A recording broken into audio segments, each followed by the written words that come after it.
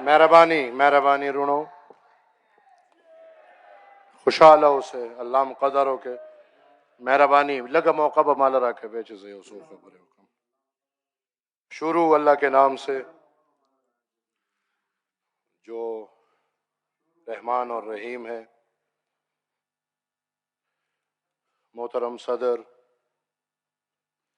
इस महफिल के और अवामी नेशनल पार्टी के कायम मकाम सदर, मेरे बड़े भाई हमारे फ़ख्र अमीर हैदर खान होती साहब,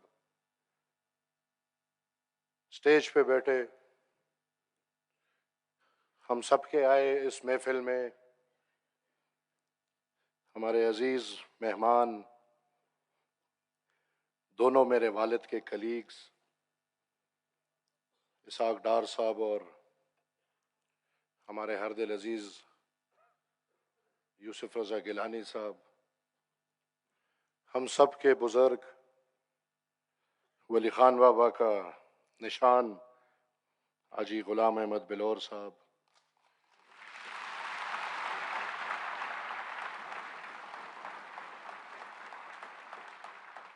और आज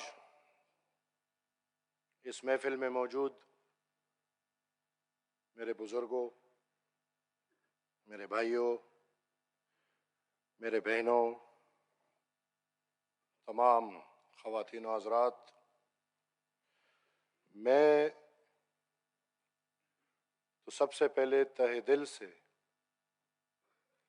शुक्रिया अदा करना चाहूँगा अपने तमाम मेहमानान करीम का जो आज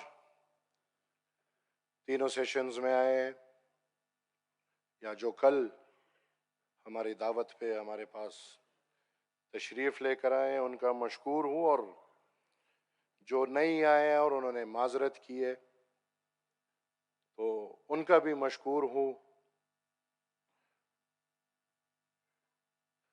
हकीकी बात है कि मेरे लिए आज बहुत तारीख़ी मकाम है और ऐसे मकामात पे बात करना आसान नहीं होता।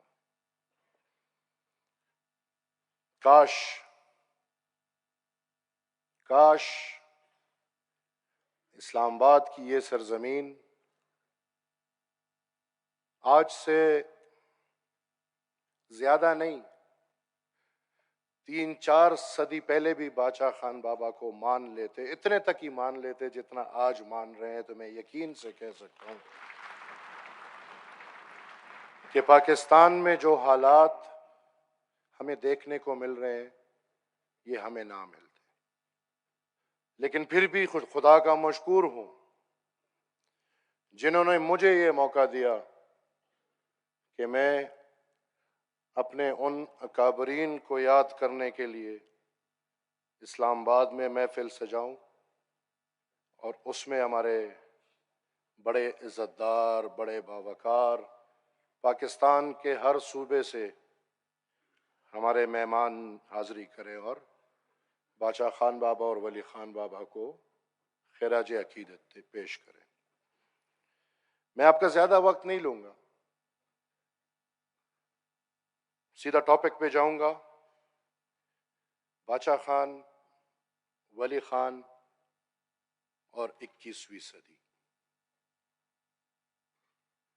मेरा पहला नुक्ता बादशाह खान बाबा को सोचते हुए हर सदी के लिए जो बादशाह खान बाबा ने बात की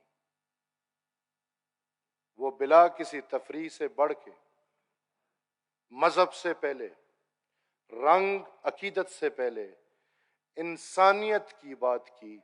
मैं समझता हूं आज की 21वीं सदी में इंसानियत की बात करना बहुत जरूरी हो चुका है। बादशाह खान बाबा फरमाते हैं कि सबसे बड़ा मजहब इंसानियत है और जो इंसानियत सीख ले, जिसको ह्यूमैनिटी का तर्जुमा दिल और दिमाग में घुस जाए, वो जिस मजहब का भी हो, उस इलाके पे, उस जमीन में जिंदगी गुजारना बहुत आसान हो जाएगा। मैं समझता हूं कि हम नए जमानों में पेश होते हुए 21वीं सदी में अगर हम भूल गए हैं तो हम इंसानियत को भूल गए हैं। और हमें जरूरत है कि हम मजहब से बाला, हमने देखा कि हमारे मुल्क में मजहब के नाम पे एक कारखाने का मैनेजर जो गैर दीन था, उसके साथ क्या हुआ। इसी तरह हम देख रहे हैं कि इंसानियत के तकाजे उड़ाए जा रहे हैं और उसमें अवलीन तरजीह जो मेरे से पहले बात हुई, और मेरे ख्याल में आज हर पुख्तून अगर हमारे आंखों में आंखें डाल के बात करते हैं या हमारे इत्तेहादी हुकूमत के आंखों में आंखें डाल के बात करते हैं, तो इंसानियत का तकाजा ये है कि अली वजीर के साथ जो हो रहा है वो इंसानियत नहीं है।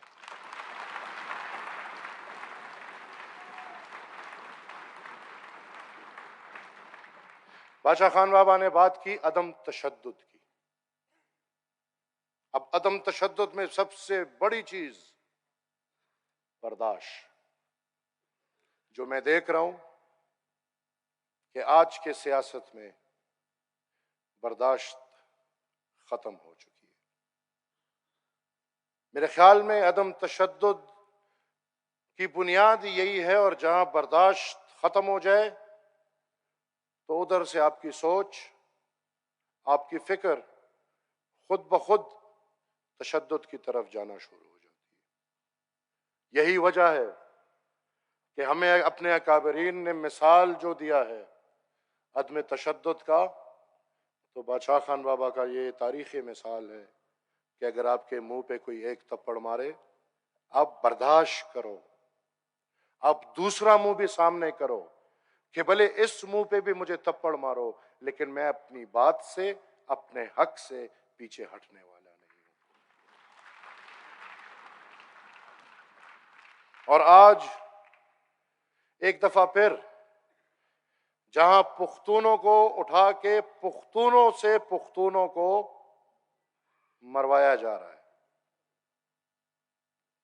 जहां एक सोच, एक फिक्र, और मैं ये वाजे करूंगा कि जहां पे जंगी इक्तिसाद हो और उन हालात में आज मेरे कौम के कुछ लोगों को इस्तेमाल किया जा रहा है पैसों के जरिए, ताकत के लालच के जरिए, उनके हाथ में जदीद असलहा पकड़ा के और उस असलहों को कंधा भी पुख्तून का दिया जा रहा है और उस असले से हमला भी पुख्तून पे हो रहा है। इन हालात में हमें बहुत फिक्र है, क्योंकि तशद्दुद की बाजार में हमेशा अदम तशद्दुद के नाम लेने वालों के लिए खतरा होता है। और यही वजह है कि ये बाजार जब दोबारा गर्म हुआ तो फिर अवामी नेशनल पार्टी सबसे पहले निशाने पे है। लेकिन हम आज भी अकीदतन ये अहद करते हैं अपने इन मेहमानों के सामने, मैं अपने अकाबरीन और अपने सब भाइयों बहनों के सामने और मेरे सब भाई बहन मेरे सामने, ये एक दफा फिर अहद करते हैं कि हम सर के सौदे पे, जान माल के सौदे पे, हर किस्म कुर्बानी के सौदे पे हमें कोई अदम तशद्दुद के रास्ते से हटा नहीं सकता। हमारी सारी जिंदगी अदम तशद्दुद के लिए गुजरेगी। बादशाह खान बाबा की इन्हीं कड़ियों में उन्होंने जिंदगी गुजारना सिखाया है। जिंदगी कैसे गुजरेगी? जब इंसानियत होगी, अमन होगा,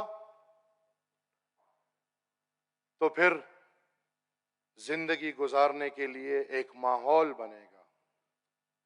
और उसके बाद बादशाह खान बाबा ने तालीम पे तरजीह कि हमें अगर दुनिया के साथ मुकाबला करना है तो हमें अपने बच्चों और बच्चियों को पढ़ाना होगा।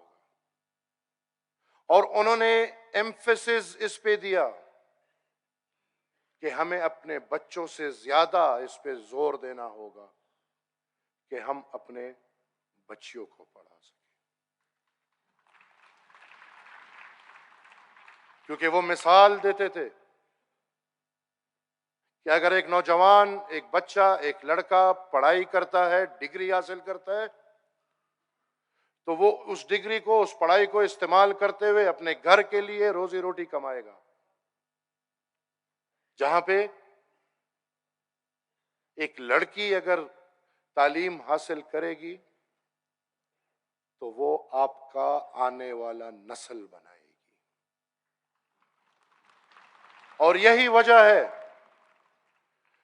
कि सारी जिंदगी हमने देखा है कि जब भी हमारे माइंडसेट पे हमला हुआ है तो हमला हमारे स्कूलों पे होता है। इस्लाम के नाम पे आया हुआ हुकूमत किस कानून से लड़कियों पे पढ़ाई की पाबंदी लगाता है, मुझे ये समझ नहीं आती।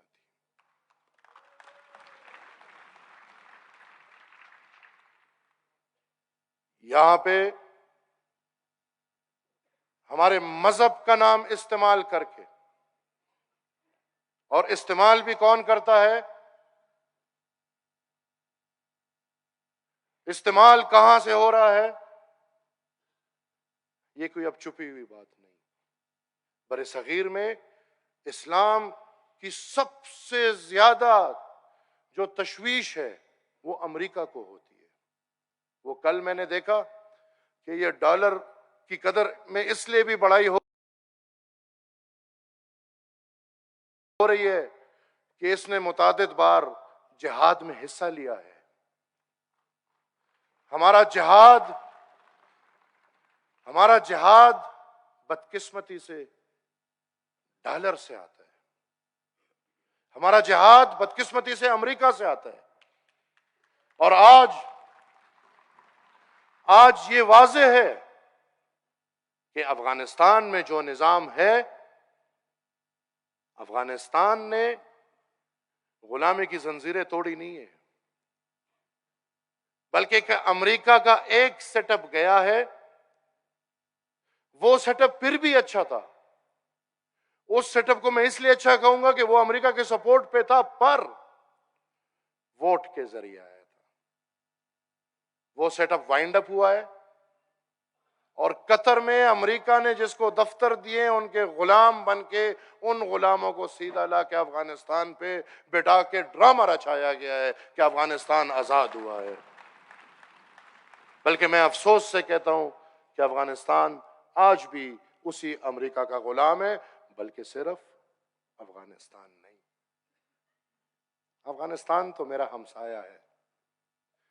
जरा अपने घर की तरफ भी आइए और इस घर की भी वजाहत करें तो बेहतर होगा। जिस तरह वो घर अमेरिका का गुलाम है, बदकिस्मती से, मैं किसी के सपोर्ट में या किसी के अगेंस्ट ये बात नहीं कर रहा, बल्कि सन 70 से लेके जियाउल हक के दौर से लेके आज तक पाकिस्तान का जो करता धरता फैसला है, ये हम मजबूरी से या जो भी हो अमेरिका के मर्जी से करेंगे। हमारा पाकिस्तान आज अमेरिका का गुलाम है। हमें बदकिस्मती से रूल ऑफ लॉ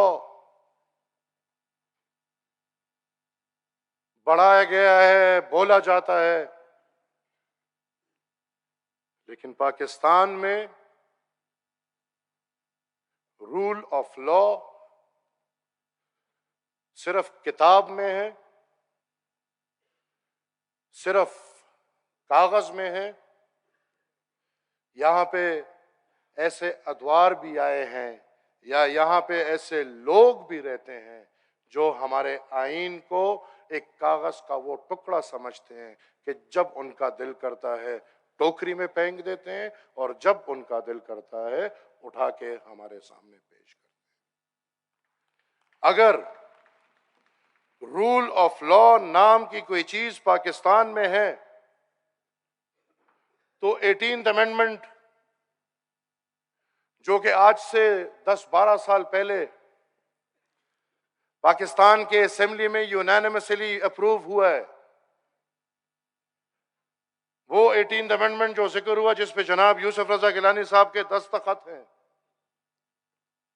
वो तोहफा जो आपको, हमें, महकूम कौमों को जनाब आसिफ अली जरदारी साहब की तरफ से मिला है, जो हम जिंदगी भर नहीं भूल सकते।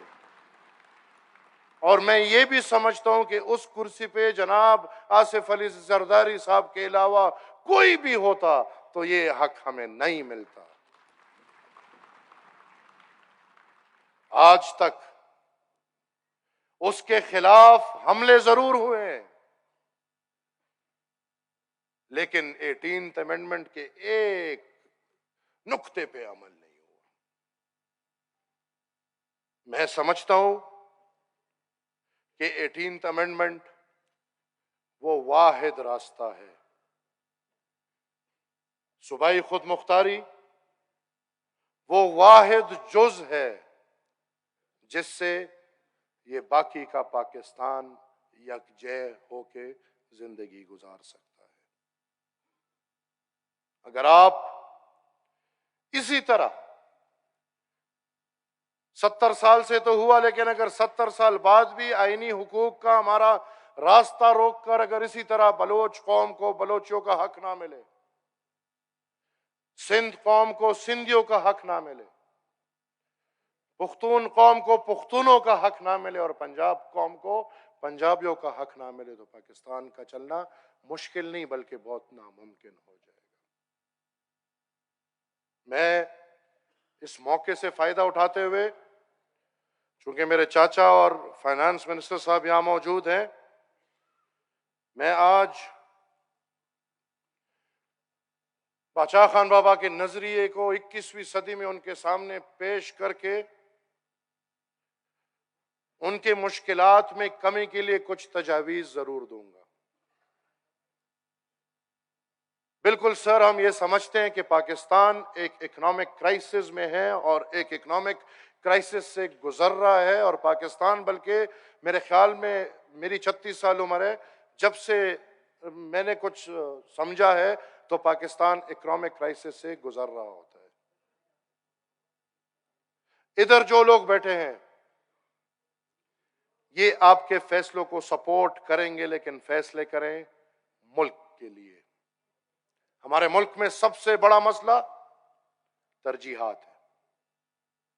मेरे ख्याल में हर घर जितना कमाता है उस घर को उसी कमाई में गुजारा करना होगा। अगर उस कमाई में गुजारा नहीं होता तो वो घर चलना नामुमकिन है।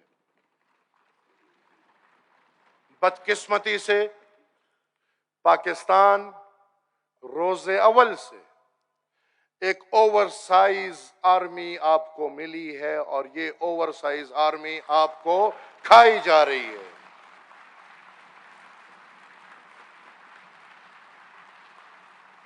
मैं बिल्कुल डाउन साइजिंग हमेशा होती है, लेकिन डाउन साइजिंग बेचारे अवामी इदारों में हो जाती है। जो इदारा 14 अगस्त 1947 से लेके 28 या 29 जनवरी 2023 तक ओवरसाइज है, अगर आपने इस मुल्क के मईशत को बचाना है तो आपको आर्मी अपने मुल्क के साइज पे लानी होगी।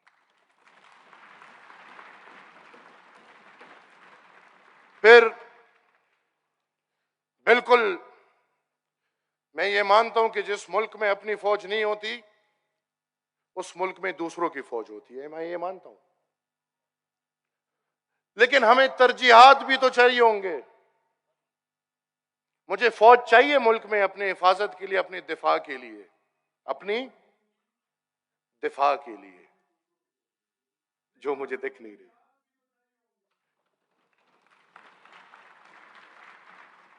मुझे जब अपनी दिफा खुद करनी पड़ रही है, आज के हालात पुख्तनख्वा पे जो हालात आए हैं, मुज़ाकरात करे कोई और, मुज़ाकरात करे जनरल फैज, और मुज़ाकरात के जवाब में शहादतें हमारे पुलिस डिपार्टमेंट को देनी पड़े, और फिर आसान बात है कि भाई उनके पास जदीद असला है और हमारे, ये किस सदी में हम रह रहे हैं? जिस मुल्क के पास एटम बमों की परचार है उधर जदीद असला नहीं है, सोचे जरा। जिस मुल्क का 70-80% बजट डिफेंस पे जा रहा है, सीधी सादी बात आपकी तरजीहात की है, आपकी तरजीह लड़ाई है, जो बदकिस्मती से आज तक हम एक भी ना जीत सके। इस मुल्क की तरजीह कलम नहीं है, बल्कि इस मुल्क की तरजीह आज भी बंदूक है। इस मुल्क की तरजीह रियासतों के बीच इक्तिसाद नहीं है, ट्रेड नहीं है। हमारा अफगानिस्तान के साथ देखें, हमारा ईरान के साथ देखें, हमारा चीन के साथ देखें, हमारा हिंदुस्तान के साथ देखें। सबसे पहले आप हमसाया ममालिक के साथ तिजारत करते हैं, हम बदकिस्मती से बिजनेस की तिजारत नहीं करते, हम बंदूकों की, खुदकश हमलों की, खुदकश बमबारों की तिजारत करते हैं।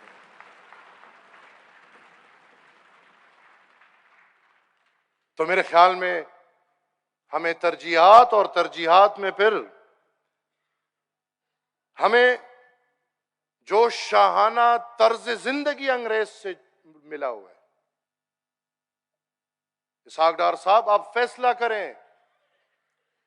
हमारा मुल्क 1-1 अरब डॉलर के लिए तरले मिन्नतें कर रहे हैं, यहां शाहाना जिंदगी देखें। 300 कनाल पे इस्लामाबाद क्लब बना हुआ है शाहाना अफसरान के लिए, क्या जरूरत है इसकी?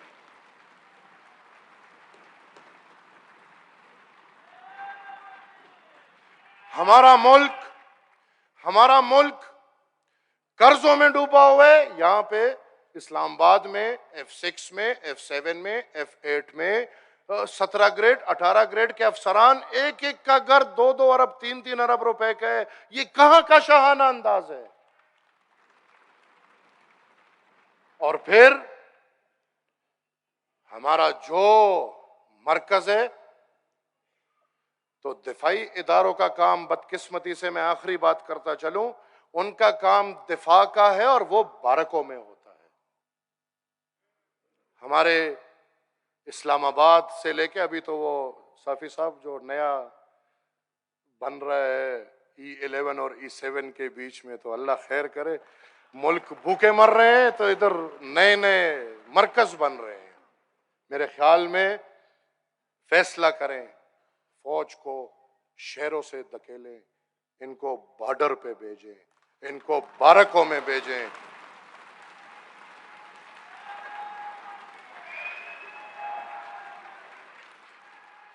हम किसी के खिलाफ नहीं, हम किसी के खिलाफ नहीं, हम किसी के खिलाफ नहीं।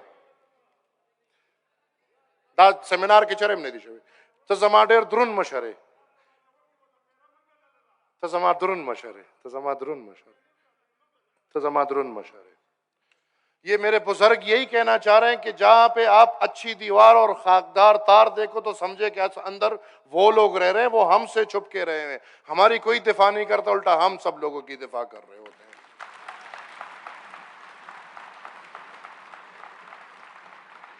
और मैं आखिर में ये कि बिल्कुल इस मुल्क को इस नए तक पहुंचाने में सब ने अपना किरदार अदा किया। अगर मैं एक इदारे पे हाथ उठाऊं तो ये मैं मेरे ख्याल में बदनीयत ही कर रहा हूं। इस मुल्क को ठीक करना है तो हर इदारे को अपने काम तक आना होगा। असेंबलियों को, पार्लियामान को, इसहाक डार साहब, फंड वाले गंद से बचाएं।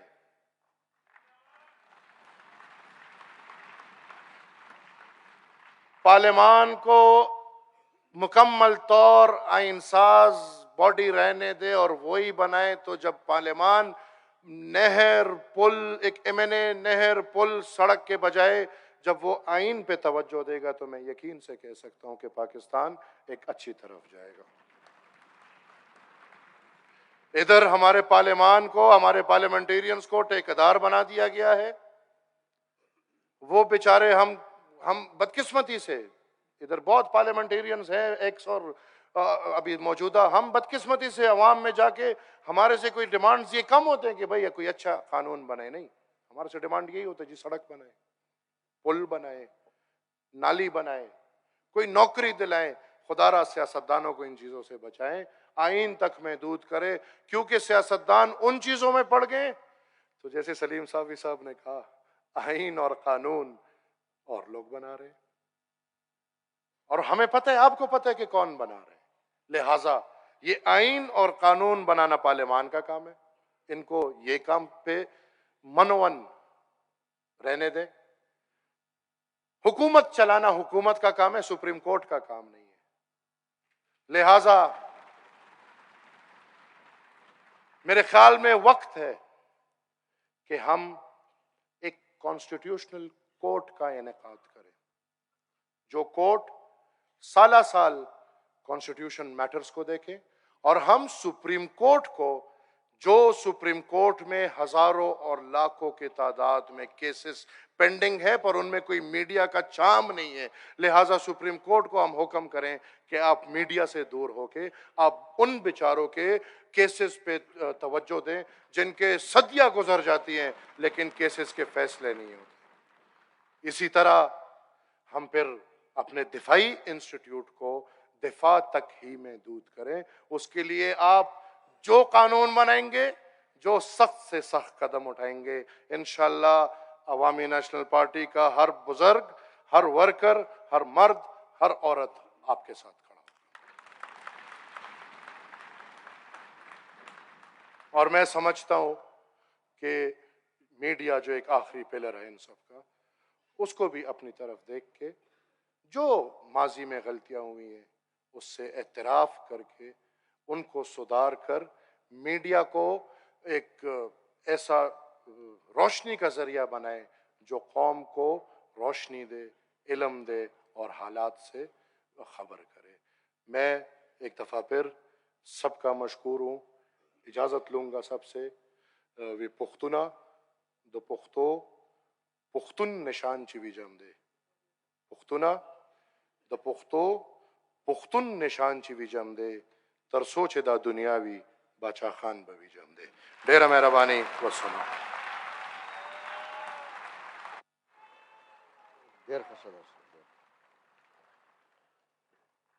एमल वली खान साहब के बाद मैं दावत दूंगा, लेकिन दावत से पहले हमारे फाइनेंस मिनिस्टर साहब भी यहाँ पे बैठ रहे हैं फेडरल, और यूसुफ रज़ा गिलानी साहब भी बैठे हैं। अभी मेरे पास एक बच्ची आई है अफ़गानिस्तान में। जितनी भी हमारी बच्चियाँ उधर मेडिकल में पढ़ते थे वो सारी बच्चियाँ सेकंड ईयर में, थर्ड ईयर में, तो इनकी फ़ाइल भी मैं इस उम्मीद से दे रहा हूँ कि हमारी बहुत सारी बच्चियाँ पख्तूनख्वा में, चूँकि हमारी मेडिकल कॉलेजेस की तादाद बहुत कम है, सीट